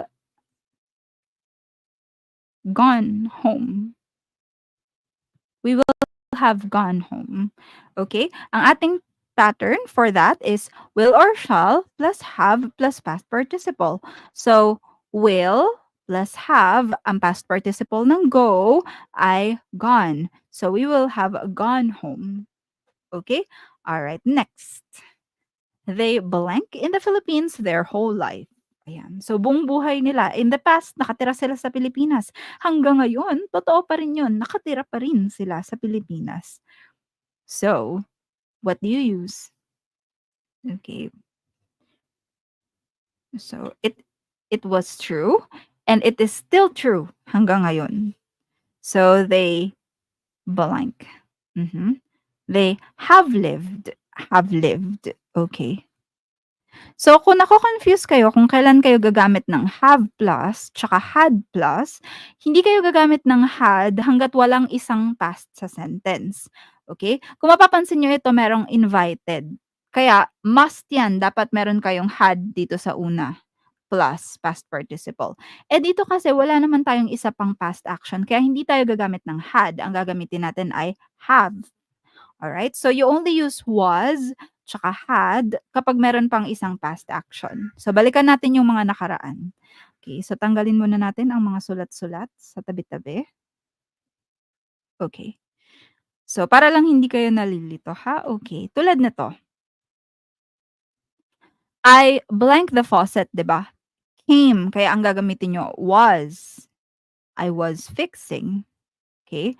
Dito, hindi puwedeng gumamit ng was kasi wala namang isa pang past. Dito, because merong tayong isa pang past, gagamit tayo ng was. She was sharing. Okay? So, gano'n din po sa has and have. Alright. So, tulad nito. Okay, tanggalin natin ulit. By, okay, the guy invited, kaya puwede tayong gumamit ng had, tapos had ulit. Okay? So, ito kasi get eh. So, hindi puwedeng had. Okay? So, dapat will have gone. Okay? So, that is the thing. Isa yan sa mga indication na gagamit kayo ng was o kaya had kapag meron pang isang past. Pag walang isa pang past dun sa sentence, you just use is, have. Okay? So, ganun po siya. So, next. So, ito ay they have lived. Hindi tayo pwedeng gumamit ng had kasi wala tayong isa pang past. Magka-partner kasi yun. Kaya hindi pwedeng wala yung isa pang past tense. Okay? So, next. By the time you turn 30, hindi ka pa 30 ngayon, magsa-30 ka pa lang, by the time you turn 30, you blank tons of failed relationships. Okay? By the time you turn 30, you blank tons of failed relationships. Okay? Hindi mo pa natatapos lahat ng failed relationship na 'to, pero 'pag nag-30 ka na, madami ka nang natapos na failed relationships. Ano 'yan? You will have had. Okay? So, you will kasi future 'to, plus have, plus past participle ng have ay had. You will have had tons of failed relationships. Okay? So, yun. Next. Let's have perfect continuous tenses. Okay. So, gagamit tayo ng perfect continuous kapag meron tayong action that started in the past tapos continuous pa rin daw. Continuous to present. Tingnan natin. Present perfect continuous. Has or have plus been plus ing. It started in the past and nagpapatuloy pa rin ngayon. Kasi yung present perfect po kasi is it is still true now. I have seen everything about you. 'Di ba? Hindi ko naman nakikita ngayon yung everything about you, but it's still true. Ito, it's still continuing. Ngayon mismo nakikita ko siya. Tapos simula pa 'to dati hanggang ngayon nagko-continue siya. For example, she has been fighting for her life for 3 years. Okay? Kung makikita nyo, noon pa man nag-umpisa na yung she's fighting for her life. Siguro may comatose o na-comatose itong tao na 'to, 'di ba? So, nag-start siya in the past and then hanggang ngayon she's still fighting for her life. It's happening right now as we speak. Pero ang pagkakaiba niya dun sa present progressive is that it began in the past. Yung present progressive kasi ngayon lang nangyayari. Ito, noon pa nagsimula tas hanggang ngayon nangyayari pa rin. Malinaw ba 'yun, yung pagkakaiba po niya? So, present progressive nangyayari ngayon, pero hindi noon nagsimula, ngayon lang nangyayari lang siya, now. Pero present perfect continuous is it began in the past tapos hanggang ngayon nagko-continue pa rin. So, matagal itong nangyayari, 'yan 'yun. Tas next is past perfect continuous. It started, continued, and ended at some time in the past. Past perfect continuous. So, tapos na 'to. Okay, so ito yung time ha, ito yung present natin. Tapos na 'to in the past, pero hindi siya katulad ng simple past na isang beses lang nangyari. Ito matagal 'tong nangyari ng patuloy, tuloy, tuloy, ayan. So matagal 'tong nagpatuloy bago natapos.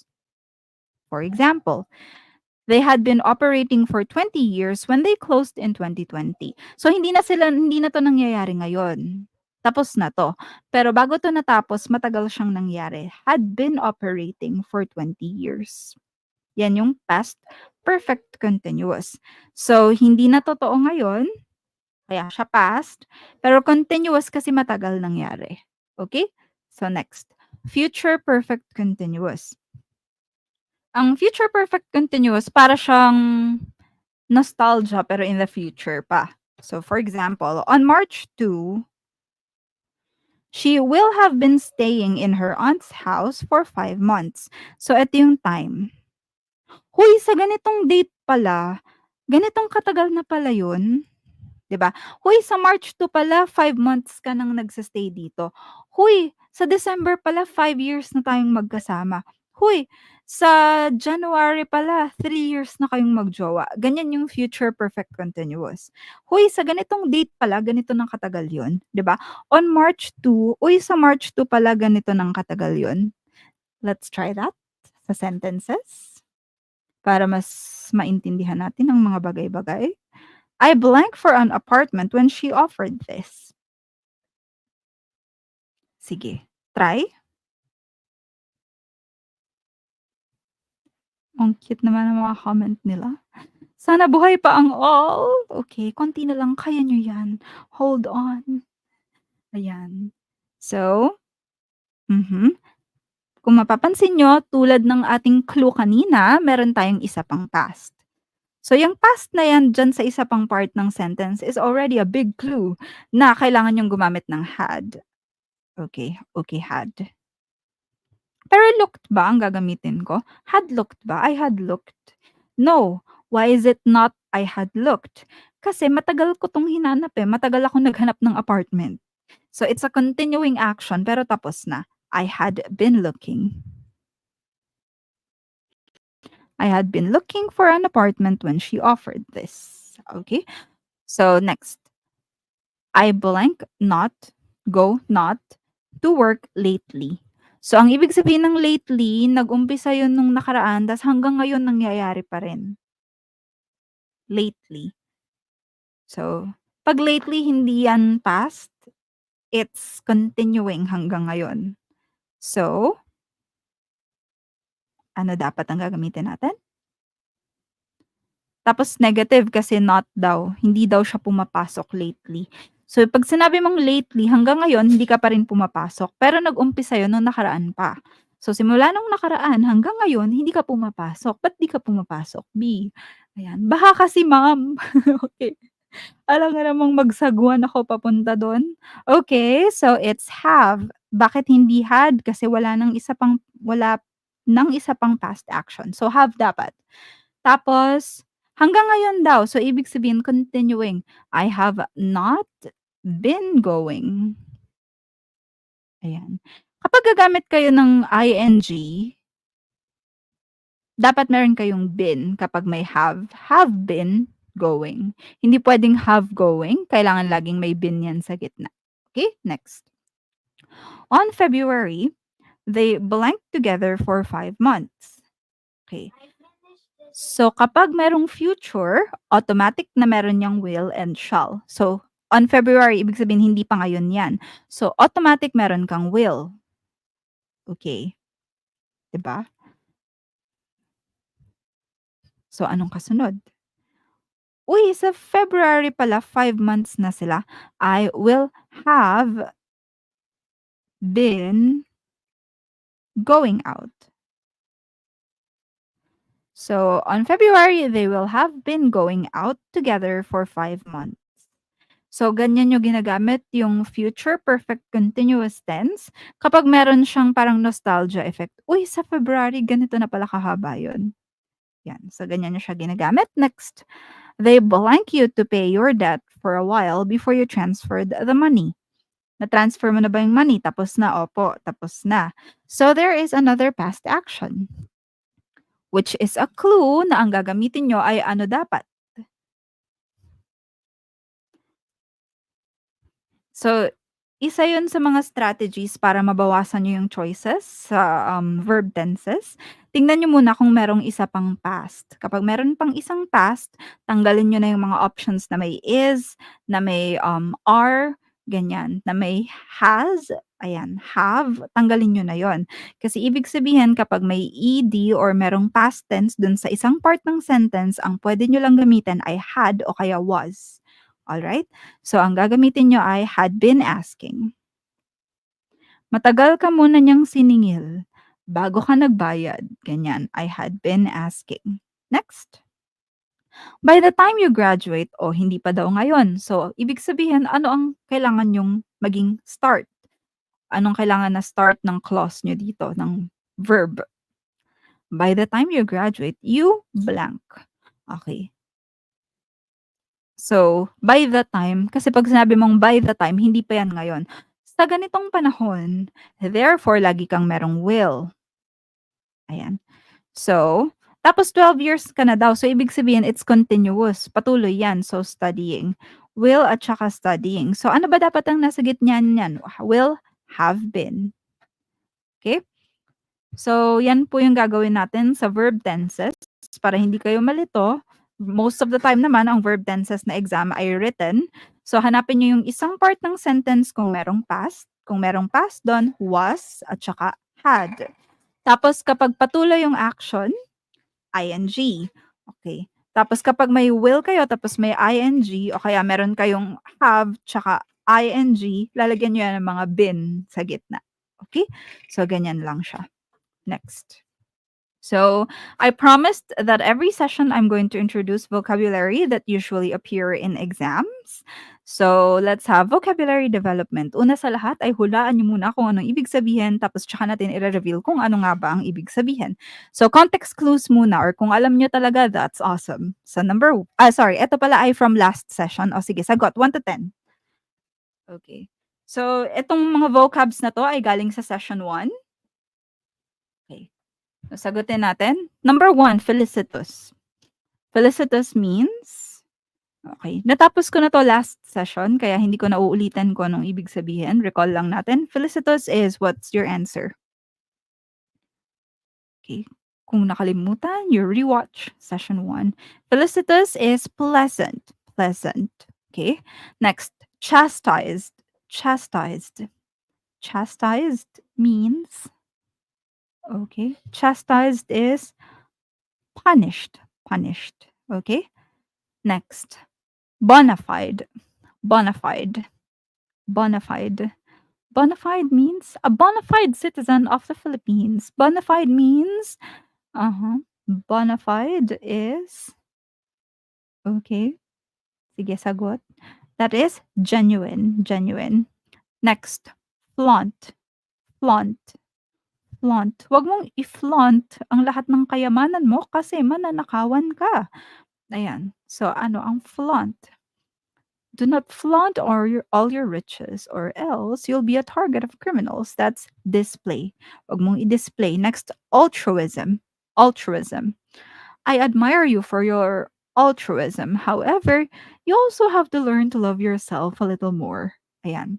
So I admire your altruism, but you also need to learn to love yourself. Okay? So altruism is unselfishness or selflessness. Yung hindi mo mahal ang sarili mo kasi gusto mo ibang tao ang priority. Next, number 6, deranged. Deranged. Okay. Bakit mo binalikan yung ex mo? Are you deranged? Okay. So, why did you come running back to him? Are you a deranged person? Okay, so deranged is crazy. Okay, crazy. Next, futile. Futile. Okay. So, yung pagsisikap mo na akitin siya is futile. Ayan. Your efforts to seduce him are futile. Ayan. So, futile means useless, walang patutunguhan, walang katuturan, oversight. Oversight. I apologize for the oversight. Hindi na po mauulit. Oversight is a mistake. It's a mistake at yung mistake na yan ay hindi sinasadya. Okay? So next, indignant. Indignant. Okay? So karamihan ng mga tao na nasasabihan ng pagkakamali nila become indignant. Ayan. So ang pinakaunang reaksyon ng tao kapag tinatama mo ang pagkakamali nila is to be indignant. So indignant means, okay, indignant is angry. Angry.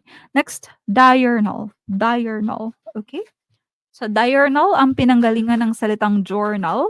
Kaya ang journalism ay araw-araw na nagre-report sa atin ng mga balita. Diurnal means daily, daily. Okay, pag hindi daily, it's active during the day. Basta may kinalaman sa umaga, sa araw, sa araw-araw, yan ay diurnal. So let's have other vocabulary. What do you think these mean? Answering back to your parents will exacerbate the sobriety of the situation. Answering back to your parents will just exacerbate the sobriety of the situation. So, what do you think exacerbate means and sobriety means based on the sentence?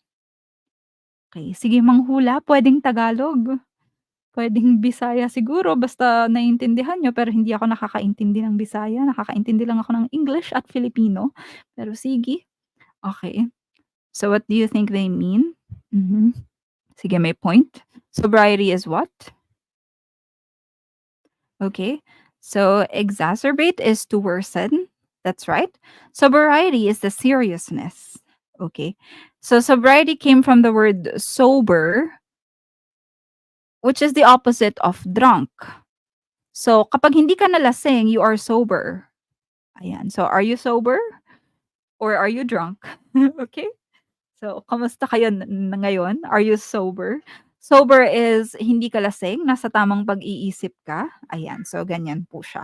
So, exacerbate, pinalala mo. Sobriety is yung seriousness ng situation, which came from sober, which means serious or hindi lasing, nasa tamang pag-iisip. Next, do I need to reiterate the rules? Do I need to reiterate the rules? Pwede yung reiterate, pwede rin yung iterate lang. Okay? So, kahit alin dun sa dalawang word na yon, ang ibig sabihin ay ano? So, reiterate or iterate means, okay, so they mean repeat. Repeat. Okay? So, sometimes walang kahit walang repeat pa rin ang ibig sabihin ng iterate. Pero kadalasan ang ginagamit ng mga tao ay reiterate. It's more common in conversations. But iterate itself means repeat. So I don't know. It's like repeat, repeat, repeat. Ganun. Ang weird, diba? Your apathy towards the boss's wrath is interesting. Your apathy towards the boss's wrath is interesting. Apathy is what? And wrath is what? Your apathy towards the boss's wrath is interesting. Be, ba't ganyan yung reaction mo? Ayan, ganun. So, your apathy towards the boss's wrath is interesting. Okay. Apathy. So if you're apathetic, kabaliktaran mo yung emphatic or empathetic. So, that is your apathy is indifference. Yung kawalan mo ng pakialam. Ayan, wala kang pake. You're indifferent. So, when you're indifferent or apathetic, ibig sabihin nun wala kang pake. And wrath means anger or rage. Okay. So, kung ito yung level ng angry, ayan. So, anger, yung wrath ay mas mataas. Okay. Pag sinabi mong wrath, hindi lang yan basta galit. Galit na galit yan. Okay? So, ganon. So, yung pagiging wala mong pakialam dun sa sobrang galit ng boss natin is interesting. Okay? Next. Young ones do not risk your future for ephemeral pleasure. Young ones do not risk your future for ephemeral pleasure. So, what is ephemeral? Ayan. So, wag mo daw ipagpalit ang future mo sa anong klaseng kaligayahan. Mhm. So, young ones, do not risk your future for ephemeral pleasure. So, yan ay short time, temporary. Bale, panandalian lang. Ibig sabihin, di ka sineryoso. Sinaglitan ka lang, ganun. Yan ay short-lived or temporary. That is ephemeral. Okay? Next. So, I'm still ambivalent on whether I should pursue this course or not. I'm still ambivalent on whether I should pursue this course or not. Yan. So is your jowa's love for you ephemeral? Mhm. Is he ambivalent? Hoy! Okay. So ambivalent is hesitant, uncertain, undecided, hindi sure. 'Di ba? So if your boyfriend is ambivalent about your relationship, the tendency is that your relationship will be ephemeral. Yan, ganyan. Okay, next. You are the epitome of laziness. Hindi po yan epitome, that's epitome. You are the epitome of laziness. Okay? Kayo ba 'to? Are you the epitome of laziness? Ayan. I am the epitome of laziness. Okay. Alright. Model. Model ka daw ng katamaran. Huy. Uh, pero actually, yeah, that makes sense. So you are the epitome, you're the embodiment. Embodiment is the perfect example. So pag sinabi nating tamad, ikaw ang best example, be. So you are the epitome of laziness. That is why your boyfriend is ambivalent about your relationship. And probably that relationship will be ephemeral. Okay? Next. So trial by publicity vitiates our due process. So, trial by publicity vitiates our due process. Ayan. So, eto yung si teacher, bago ireklamo sa principal, ay naipatulfo na agad. Huy! Okay. So, trial by publicity. And it vitiates our due process. Mhm. 'Di ba? Tulfo agad. Hindi ba pwedeng principal muna? Grabe naman kayo sa amin. Okay. So, nagkamali ka lang ng spelling ng pangalan, ayan. So, naipatulfo ka na kaagad. So, vitiates is pollutes or impairs. So, sinisira niya o kaya, tinatanggalan niya ng sense o kaya naman basta it breaks it, it pollutes it, it impairs it, tinatanggalan niya ng konting efficacy. So, binabawasan niya yung pagiging effective. Ayan, so it impairs or pollutes. Next. I admire your forbearance for obnoxious individuals. I admire your forbearance for obnoxious individuals. So, do you have enough forbearance for obnoxious individuals? Ayan. Ano ang forbearance at ano ang obnoxious? Are you obnoxious? So, you are the epitome of being obnoxious. That is why your boyfriend is ambivalent about your relationship and therefore it will be ephemeral. So, yun ay your patience for an obnoxious individual is someone who is offensive, unpleasant, basta hindi siya nakakatuwang tao, annoying, ganyan, nakakairita. So that is obnoxious. Ayan. May kilala ba kayong obnoxious? Pakitag sa comment section. Ayan. So, be, obnoxious ka daw, ganon. Alright. So you are unpleasant, offensive, you're nakakairita. Ganyan. Alright. Next. The parents enjoy the change of milieu as as their children frolic at the white sand of the famous beach. The parents enjoy the change of milieu as their children frolic at the white sand of the famous beach. What is milieu and what is frolic? Restrict niya, binlock na nila yung obnoxious individuals. Okay? All right. So, milieu, change in milieu. Kailangan nyo ba ng change in milieu right now? Lalo na kapag na pagod ka na dun sa katoxican ng office nyo. You need a change of milieu. O kaya pagod ka na sa mga taong nasa paligid mo. So, that is environment. Milieu is environment. And frolic is maglaro, magpa-play-play ng cheerfully. So, maglaro-laro ka doon ng may kasaya. Hoy, Miley Cyrus, wrecking ball ang peg. Aha, sige na nga. Okay. So, do you need a change in milieu, people of the Philippines? Ayan, do you need to frolic sa white sand ng Boracay ngayon? Aha. Next. So, her impeccable manners and beauty of her visage elicited positive comments from the audience. Her impeccable manners and the beauty of her visage elicited positive comments from the audience. So, what is impeccable? What is visage? What is elicited? Okay. So, these are words that you would usually find sa mga exam. And, ayan. It's better to use them in sentences para hindi natin masyadong makalimutan. And we're going to review them. Halimbawa, session 3, i-review ko yung vocabs ng session 2. So, ganun, para mas matandaan natin. So, impeccable means flawless, perfect. Ayan. So, visage is face. Face card, ganun. Yan ang visage. Alright?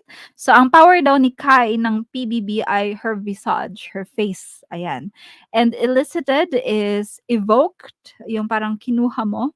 So, ibig sabihin, yung walang kamatayan, yung flawless, yung walang maipintas na ganda niya, ayan, ay nakakuha ng positive comments from the audience. So her impeccable manners and beauty of her visage elicited positive comments from the audience. So impeccable, walang maipula. Visage is face card. At elicited ay parang nakakuha, evoked. Ayan. So ganyan. Nakatrigger. Ganyan.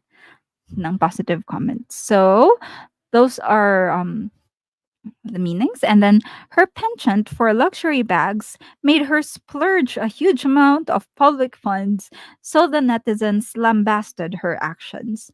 Her penchant for luxury bags made her splurge a huge amount of public funds, so the netizens lambasted her actions. Penchant, splurge, lambasted. Okay, so penchant, splurge, lambasted. Yan. So, ito yung favorite na gawin ng mga basher. Kahit hindi mo naman sila inaano, they would lambast you in the comment section. 'Di ba? Kahit pera mo naman yung pinambili mo ng mga items na gusto mo, ilalambast ka nila sa comment section kasi inggit sila be. Huy! Alright. So, penchant is your fondness, yung kagustuhan, yung taste mo, yung gusto mo, ganyan. So, yung pagkagusto mo, yung fondness. Splurge is to spend extravagantly, yung walang humpay, walang habas na paggasta. Ayan, maluhok kasi ko, medyo magasta, ganyan. Alright.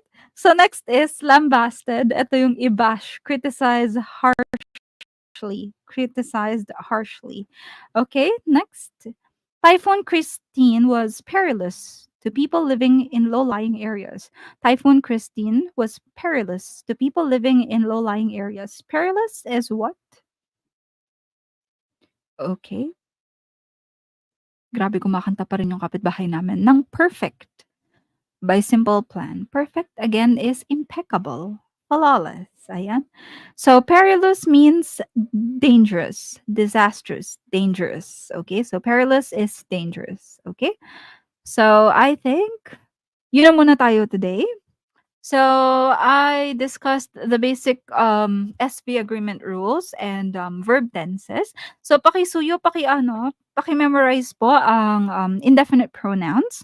So, please lang, past participle, tapos indefinite pronoun na singular, plural, at saka yung pwedeng singular at plural. Tapos yung nouns na laging singular at nouns na laging plural, these are things that you have to memorize. Kasi lagi yan lumalabas sa exam kasi lagi yung panglito. Okay po? So I would give a copy of my PowerPoint presentation probably tomorrow kasi kakain muna ako ngayong gabi at hihinga besh. Pero i-upload ko po to sa public Facebook group where the reviews for the basic course are. And if you are a YouTube member, you can also replay this video. So maraming salamat. Sana ay meron tayong naalala, natutunan ngayong gabi ng mga bagay na nakalimutan natin. So thank you for joining me and I hope you enjoy the rest of your evening. Maraming salamat po. Magandang gabi. Bye-bye.